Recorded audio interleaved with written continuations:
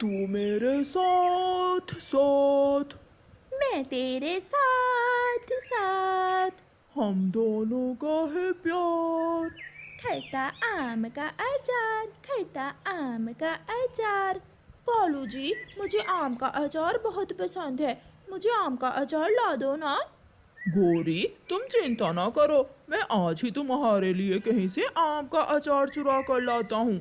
मेरा सुंदर पति, मुझे पता था मेरा कालू पति जी मेरी खातिर कोई भी चोरी कर सकता है। कालू कौवा घर से निकलता है। कालू कौवा सीधा बुलबुल के पास जाता है।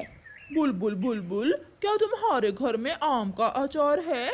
नहीं कौवे, मेरे पास आम का अचार तो नहीं है, मेरे पास हरी मिर्ची और गाजर का अचार है। नहीं, मुझे आम के अचार की जरूरत है, वो मुझे कहाँ से मिलेगा? पिछली बार हरियाली तोती ने आम का अचार बनाया था, तुम हरियाली तोती के पास जाओ और उससे पूछ लो। फिर कालू कौवा हरियाली तोती के घर जाता है। हरियाली तोती दाना लेने जाने ही वाली थी, वो अपने घर के बाहर बैठी हुई थी। हरियाली, क्या तुम्हारे पास आम का अचार है? हाँ कौवे भैया, मेरी माँ ने मेरे लिए आम का अचार भेजा है, वो अचार बहुत स्वादिष्ट है। हरियाली तोती, मुझे आम का थोड़ा सा अचार दे दो, मेरी पत्नी मांग रही है। कौवे भैया ठीक है, मगर थोड़ा सा ही मिलेगा। ऐसा कहते हुए हरियाली तोती कौवे को थोड़ा सा आम का अचार दे देती है। अब चलो घर से बाहर हो जाओ, मुझे कुंडी लगाकर दाना लेने जाना है। कौवा हरियाली के घर से बाहर चला जाता है और हरियाली कौवे को आम का अचार देने के बाद घर के दरवाजे की बाहर से कुंडी लगाकर दाना लेने चली जाती है। ये आम का अचार तो बहुत स्वादिष्ट होगा। कौवे के मुंह में पानी आ रहा था और कौवा वो अचार खाने लगता है। अचार इतना स्वादिष्ट था कि कौवा सारा ही अचार खा लेता है। ये अचार तो खत्म हो गया, अब मैं अपनी गोरी पत्नी के लिए अचार कहाँ से लेकर जाऊंगा? मैं हरियाली के घर से बाकी का सारा अचार चोरी कर लेता हूँ। कालू कौवा इधर उधर देखता है और हरियाली के घर में घुस जाता है। वो घर में जाकर अचार का डिब्बा ढूंढने लगता है, जो थोड़ी ही देर बाद कालू कौवे को मिल जाता है। मिल गया, मुझे अचार का डिब्बा मिल गया। अभी कालू कौवे ने डिब्बे को पंखी लगाया था कि बाहर से हरियाली का पति मिठू तोता आ जाता है। कौन कौन हो तुम और मेरे घर में क्या कर रहे हो? मैं कालू कौवा हूँ मिठू। तुम यहाँ क्या लेने आए हो? तुम्हारी पत्नी खेतों में काम कर रही है, उसे भूख लग गई थी, वो आम का अचार मांग रही है। झूठे, मेरी पत्नी तो दाना लेने गई हुई है, अब तू पिटेगा, तू मुझसे बहुत पिटेगा। मिठू कालू कौवे को घर के अंदर बंद करके बाहर से कुंडी लगा देता है और पास वाले पेड़ से एक डंडा काटने लगता है। मर गया, आज तो मर गया, अगर पहले पता होता तो इतना लालच ना ही करता। हरियाली तोती भी आ जाती है। तोता तोती को सारी बात बताता है। मैंने भी दुष्ट कौवे को घर के अंदर बंद कर दिया है। पति जी, इसे लालची कौवे का पेट कभी नहीं भरेगा। फिर दोनों पति पत्नी घर का दरवाजा खोलते हैं और कौवे की खूब धुलाई करते हैं। बचाओ बचाओ, मुझे बचाओ। किसी न किसी तरह कालू कौवा जान छुड़वाकर वहां से भाग जाता है। वो उड़ता हुआ दूर पहाड़ों पर जाकर बैठ जाता है। मारा, बहुत मारा, जालिम तोते ने मेरे पंख पर मारा। मगर मगर अचार भी बहुत स्वादिष्ट था, मगर अब मैं गोरी के लिए अचार कहाँ से लेकर जाऊं? पास से चिड़िया गुजर रही थी। कौवा चिड़िया से पूछता है। चिड़िया चिड़िया, क्या तुम्हारे पास आम का अचार है? नहीं कौवे, मेरे पास आम का अचार तो नहीं है, अगर तुम मुझे कच्चे आम ला दो तो मैं तुम्हें आम का अचार ज़रूर बना दूंगी। मैं अभी कच्चे आम लेकर आता हूँ। फिर कालू कौवा चील के आमों के बाग में जाता है और इधर उधर देखकर चील के बाग से कुछ कच्चे आम तोड़ लेता है। थोड़ी दूर बैठा हुआ कबूतर कौवे को चोरी करते हुए देख लेता है। कौवा, कौवा चोर, मैं अभी जाकर चील को बताता हूँ। कौवा वो कच्चे आम लेकर चिड़िया के घर जाता है। मैं ले आया चिड़िया, चिड़िया मैं कच्चे आम ले आया हूँ। सिर्फ इन कच्चे आमों से अचार थोड़ी बनेगा। आप जल्दी से जाओ, नमक, मिर्ची, कुछ मसाले और सरसों का तेल भी लेकर आओ। ये सब तो बहुत मुश्किल है, मगर मैं अपनी पत्नी गौरी को आमों का अचार खिलाने के लिए कुछ भी कर सकता हूँ। कौवा इंसानों की बस्ती में जाता है। किसान की पत्नी ने अपनी छत पर लाल मिर्ची सुखाने के लिए रखी हुई थी। कौवा लाल मिर्ची चुराता है और भाग जाता है। चिड़िया, चिड़िया ये रही लाल मिर्ची, मैं अब नमक लेकर आता हूँ। फिर कौवा पहाड़ों पर जाता है। बहुत मुश्किल से उसे वहाँ से नमक मिल जाता है। कौवा नमक लेकर फिर से चिड़िया के पास आता है और फिर कौवा मसाले लेने शहर वाले जंगल जाता है। ऐसे शाम तक कौवा सारी चीज़ें पूरी कर देता है। कौवे, अब तुम घर जाओ, मैं रात को इन कच्चे आमों का अचार बना दूंगी और तुम कल सुबह सवेरे ये अचार ले जाना। चिड़िया, आम का अचार ऐसा बनाना कि मेरी पत्नी खुश हो जाए। कौवा घर चला जाता है। कहाँ है कालू जी, मेरा आम का अचार कहाँ है? गौरी, मैं कच्चे आम और मसाले चिड़िया को देकर आया हूँ। चिड़िया तुम्हारे लिए आम का अचार बना रही है। और ये तुम्हारे पंख पर क्या हुआ है? कौवा बात छुपा लेता है कि वो तो तोतों से पिटा है। कुछ नहीं, बस कांटा चुभ गया था। दूसरे दिन चिड़िया कच्चे आमों का अचार बना लेती है। कौवा सुबह सवेरे आता है और चिड़िया से अचार ले जाता है। कौवा घर जा रहा था कि रास्ते में चील और कबूतर आ जाते हैं। चील दी, यही है वो कौवा जिसने आपके बाग से कच्चे आम तोड़े थे। कौन? मैं नहीं हूँ वो कौवा। कहाँ है? मेरे बाग से तोड़े हुए कच्चे आम कहाँ है? जल्दी बताओ, वरना मैं तुझे जान से मार दूंगी। चील दी, मैंने तो उन आमों से अपनी पत्नी के लिए आम का अचार बनवा लिया है। तो फिर मुझे ये अचार ही दे दो। चील कौवे से अचार वाला बर्तन छीन लेती है। भाग जाओ यहाँ से।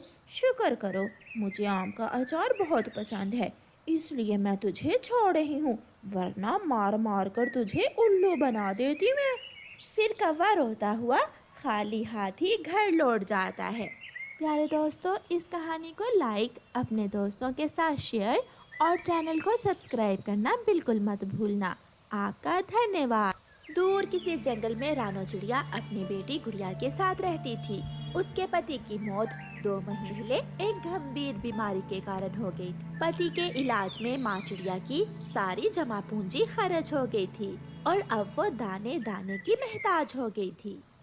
इसलिए रानो चिड़िया दूसरों के घरों में झाड़ू पोछा करके अपना और अपनी बेटी का पेट पालती थी। एक दिन रानो चिड़िया गौरी कौवी के घर का काम कर रही थी कि एक गिलास मम्मा चिड़िया के पास से छूटकर गिर जाता है और टूट जाता है।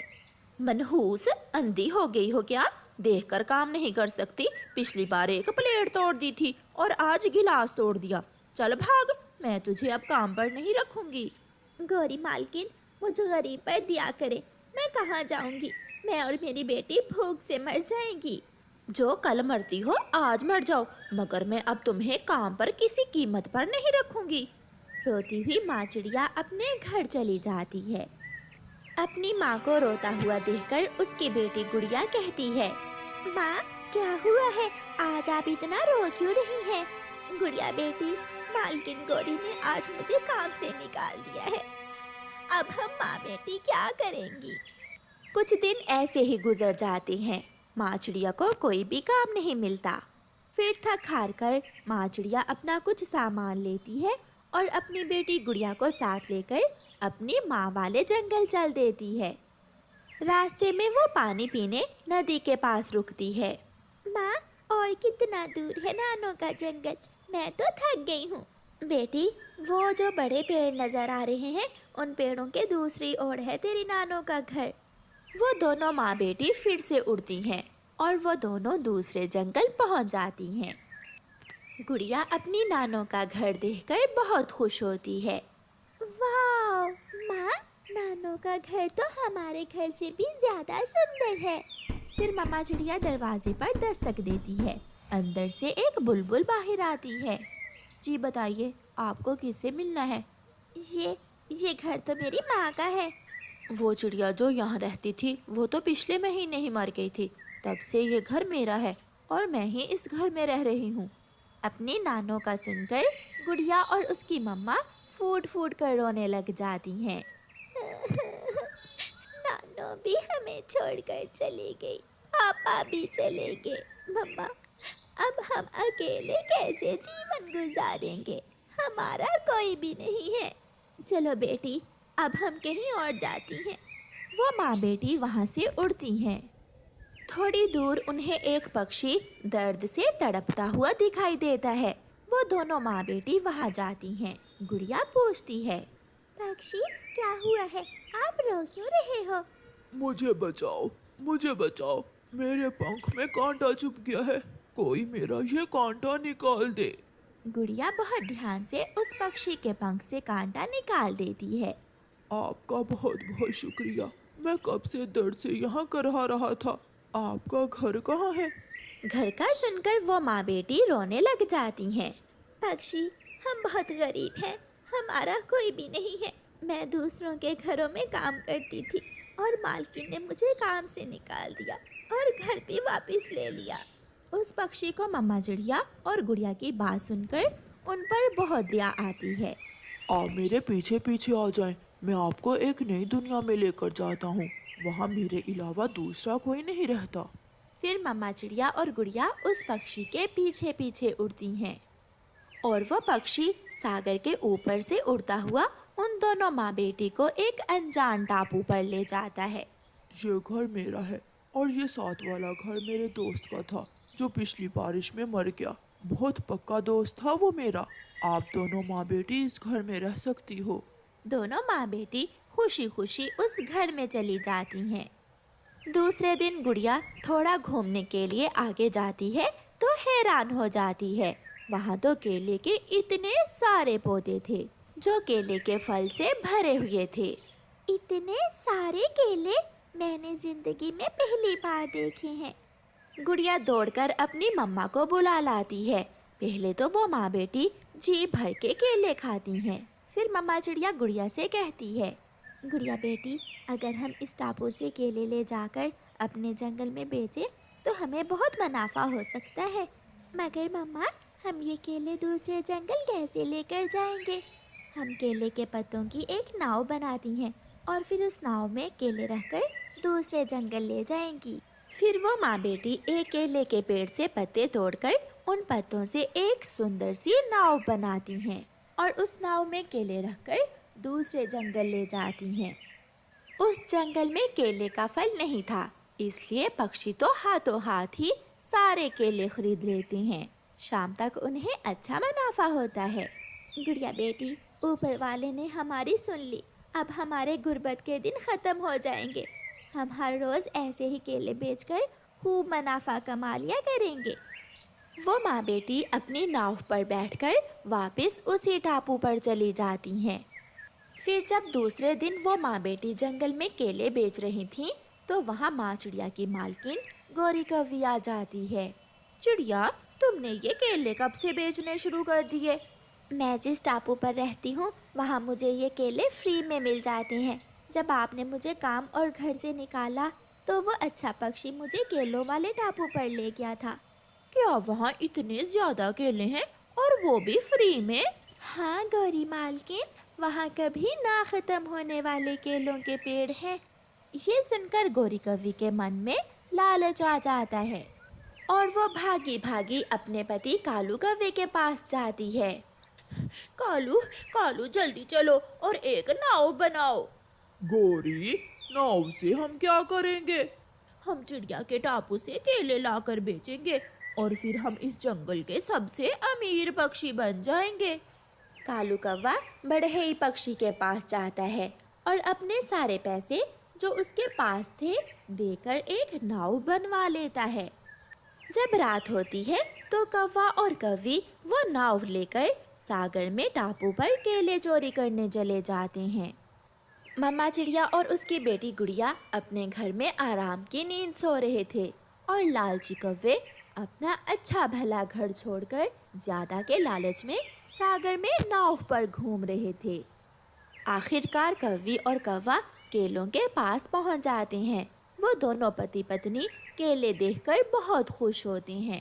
गोरी, हम आज रात ये सारे ही केले तोड़ कर ले जाएंगे और फिर सुबह उठकर चिड़िया रोएगी। कालू जी जल्दी करो और मुफ्त का माल इकट्ठा कर लो। दोनों पति पत्नी केले तोड़ तोड़ कर अपनी नाव में रखने लगते हैं। वो नाव को ऊपर तक भर लेते हैं। कालू बस कर जाओ, अब तो नाव एक तरफ को झुक रही है। 2-4 मैं अपने सर पर भी उठा लेता हूँ और एक गुच्छा तुम भी अपने सर पर रख लो। फिर वो वापस जाते हैं। जब उनकी नाव बीच सागर के पहुंचती है तो ज्यादा बोझ होने के कारण उनकी नाव सागर में डूब जाती है और लालची और बुरे कौवे अपने लालच के कारण सागर में डूबकर मर जाते हैं।